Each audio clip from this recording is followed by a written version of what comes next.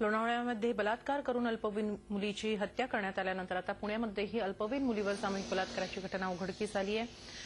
Sinhagad road police स्टेशनच्या हद्दीत हा प्रकार घडलाय। सिंहगड रस्त्यावरील नांदेड फाटा इथं बुधवारी संध्याकाळी हा प्रकार घडला।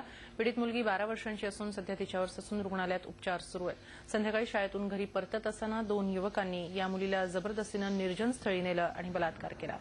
या दोन्ही आरोपींना पोलिसांनी अटक केली आहे। सोमनाथ पासलकर आणि संजय हळंबे अशी या नराधमांची नावं आहेत। मुलगी 12 वर्षाची आहे।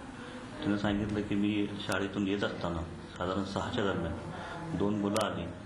दोन्ही मुलांनी मला उचललं, तोंड दाबलं आणि नांदेड फाटा येथे घेऊन गेले। नांदेड कॅनॉल आहे, कॅनॉल तिथे घेऊन गेले आणि तिथं निर्जन वस्ती आहे, नाल्याच्या बाजूला निर्जन झाडं झुडपं आहे।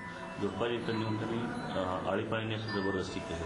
त्यामध्ये सोमनाथ सर्जेराव पासलकर वय 23 वर्ष आणि संजय अंकुश हळंबे वय 27 वर्ष या दोघांना तात्काळ अरेस्ट केलेले आहे। झी 24 तास रहा एक पाऊल पुढे।